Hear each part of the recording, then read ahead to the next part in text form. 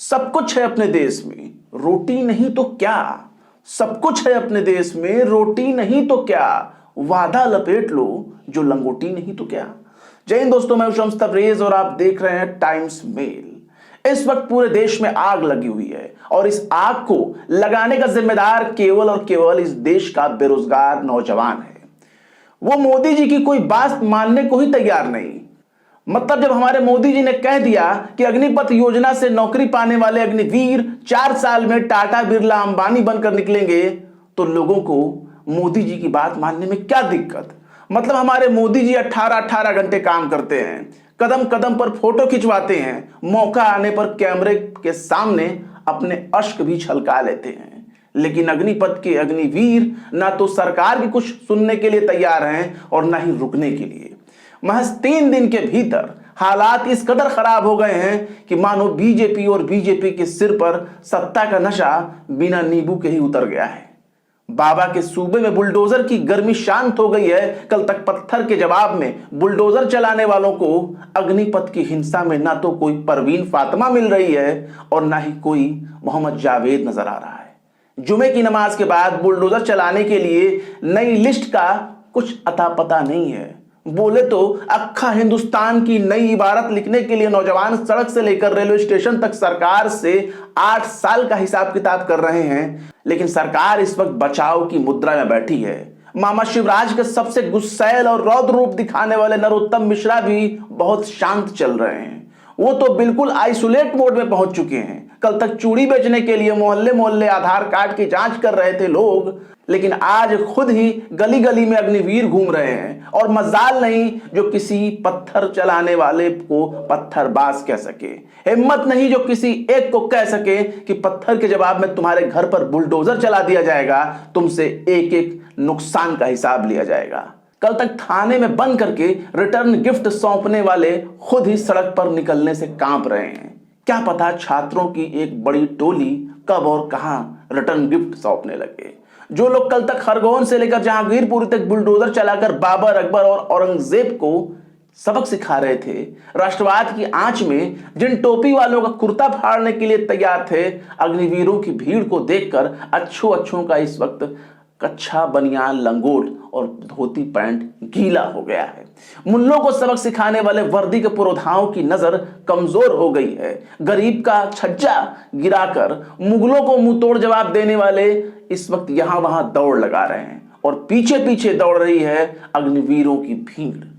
कश्मीर में pellet gun चलाकर पत्थरबाजों को छठी का दूध याद दिलाने वाले अब कह रहे हैं कि ये तो हमारे ही बच्चे हैं। वल्लाह कुर्बान जाऊं ऐसी मासूमियत पर। नुपुर शर्मा के खिलाफ सड़क पर प्रदर्शन करने वाले क्या पाकिस्तान की औलाद थे?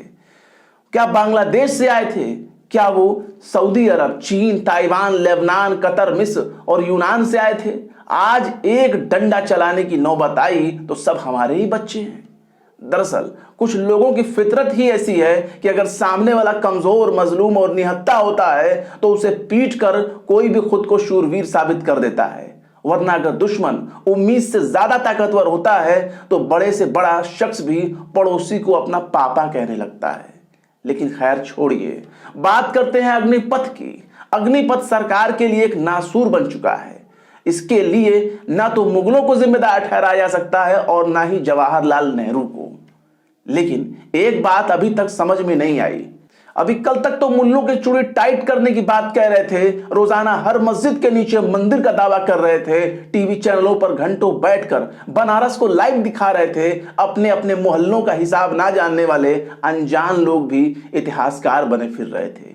लेकिन इन अग्निवीरों ने सब गुड़ गोबर कर दिया। अच्छा खासा हिंदू मुस्लिम टॉपिक चल रहा था, कुतुब मीनार, विष्णु स्तंभ साबित होने वाला था, बीच में अग्निवीर आ गए।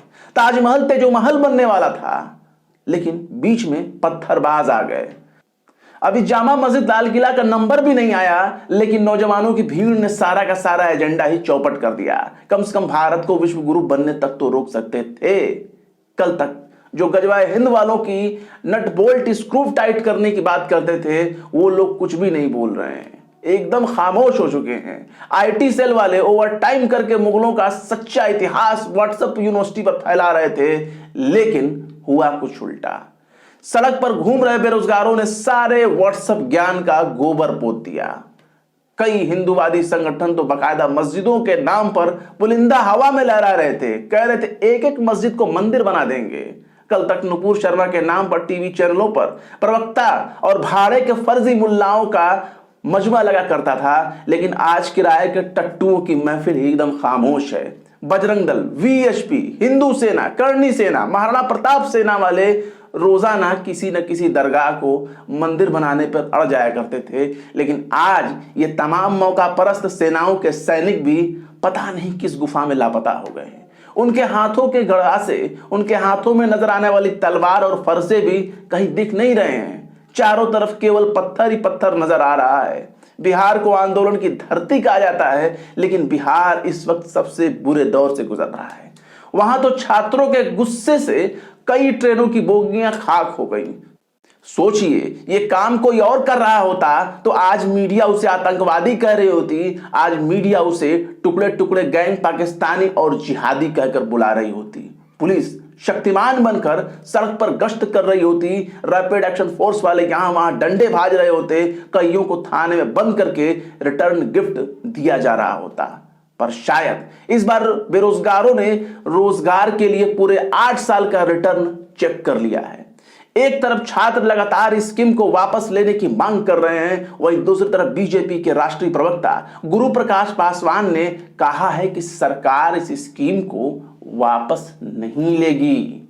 उन्होंने इंडियन एक्सप्रेस से बातचीत करते हुए कहा कि अग्निपथ योजना सभी हितकारों के साथ विचार विमर्श करने के बाद लाई गई है। इसे वापस करने की बात ही नहीं है। मतलब छात्र चाहे कितना ही बड़ा आंदोलन क्यों ना कर लें, लेकिन बीजेपी साफ तौर पर कह रही है कि अग्निपथ योजना किसी भी हाल में वापस नहीं होगा। अब शायद अगर वापस हो गया तो यह मान लीजिए कि कहीं ना कहीं किसी की तपस्या में कोई ना कोई कमी जरूर रह गई। बिहार में सरकार चलाने वाले तो आपस में ही भिड़ गए हैं। बीजेपी वालों को उन्हीं के साथ ही मानसिक दिवालिया कह रहे हैं। बिहार में बीजेपी जेडीयू की सरकार है, लेकिन इस वक्त अग्निपथ की हिंसा को लेकर दोनों ही आमने सामने आ चुके हैं। शनिवार को प्रेस कॉन्फ्रेंस करके बीजेपी प्रदेश अध्यक्ष डॉक्टर संजय जायसवाल ने बिहार सरकार पर निशाना साधते हुए कहा कि सिर्फ भाजपा को टारगेट किया जा रहा है। पुलिस की मौजूदगी में बीजेपी के दफ्तरों को आग के हवाले कर दिया गया, इसे नहीं रोका गया तो अच्छा नहीं होगा। वहीं जायसवाल के बयान पर जेडीयू ने बीजेपी के इल्जामों को एक सिरे से खारिज कर दिया और भड़कते हुए लल्लन सिंह ने पलटवार करके कहा कि सीएम नीतीश कुमार सरकार चलाना जानते हैं और बीजेपी वाले संजय जायसवाल मानसिक संतुलन खो बैठे हैं। अच्छा होगा वो युवाओं को समझाएं। जेडीयू के संसदीय बोर्ड के अध्यक्ष उपेंद्र कुशवाहा ने भी बहती गंगा में हाथ धोने से नहीं चुके। उन्होंने भी कहा कि संजय जायसवाल की बातों को गंभीरता से लेने की जरूरत नहीं है। हर घर में एक ऐसा शख्स होता है जो कुछ भी बोलता है। प्रशासन अपना काम ठीक तरीके से कर रहा है। मतलब जेडीयू वाले भाजपा वालों को अधकपारी कह रहे हैं, बीजेपी वालों को मूर्ख कह रहे हैं और बीजेपी वालों को बिना खोपड़ी का साबित करने पर तुले हुए हैं। और भाजपा अपने जले हुए दफ्तरों को देखकर अंदर ही अंदर किलस रही है, अंदर ही अंदर अपने गुस्से को शांत करने की कोशिश कर रही है। वहीं सरकार डैमेज कंट्रोल की हर मुमकिन कोशिश कर रही है। अग्निवीरों के लिए रियायतों की जमकर ऐलान करने का सिलसिला भी चालू हो गया। रक्षा मंत्रालय ने नौकरी में 10% आरक्षण देने का ऐलान किया। वहीं इससे पहले गृह मंत्रालय ने सीएपीएफ और असम राइफल में 10% का रिजर्वेशन देने का ऐलान किया। वहीं इस योजना के विरोध में हो रहे हिंसक प्रदर्शनों को लेकर air chief marshal VR Chaudhary ने कहा कि इस तरह की हिंसक प्रतिक्रिया की उम्मीद नहीं थी। उन्होंने हड़ताल में भाग लेने वाले रक्षा नौकरी के लिए उम्मीदवारों को आगाह करते हुए कहा कि प्रदर्शन करने वालों को इसके लिए आगे बड़ी कीमत चुकानी पड़ सकती है। मतलब एयर चीफ मार्शल छात्रों को समझा नहीं रहे हैं, बल्कि धमका रहे हैं कि आना तो हमारी ही छतरी में है। एयर चीफ मार्शल ने आगे कहा कि हम इस तरह की हिंसा की निंदा करते हैं। यह समाधान नहीं है। हिंसा में शामिल होने वाले लोगों को पुलिस वेरिफिकेशन में दिक्कत होगी। सरकार की तमाम कोशिशों के बावजूद कहीं से भी प्रदर्शन में कोई कमी नजर नहीं आ रही है। छात्रों का आक्रोश शहर दर शहर बढ़ता जा रहा है। देश का हर सूबा धीरे धीरे अग्निपथ की आग में खुद को झुलसता हुआ देख रहा है। लेकिन छात्रों की बगावत कहीं सरकार के लिए बहुत भारी न पड़ जाए। सौदा है ज़मीरों का हर गाम तिजारत है। सौदा है ज़मीरों का हर गाम तिजारत है। चुप रहूं तो कयामत है, बोलूं तो बगावत है। फिलहाल इस वीडियो में बस इतना ही। ये वीडियो आपको कैसा लगा कमेंट बॉक्स में जरूर बताएं। वीडियो पसंद आए तो लाइक करें, शेयर करें और हमारे चैनल टाइम्स मेल को जरूर से जरूर सब्सक्राइब करें। और हाँ, बेल आइकन का घंटी वाला बटन जरूर दबा दें ताकि हमारे चैनल पर आने वाले नए वीडियो की नोटिफिकेशन आपको फौरन ही मिल जाए। फिर मिलते हैं किसी और वीडियो में एक नई खबर के साथ। शम्स तबरेज को दीजिए इजाजत। जय हिंद।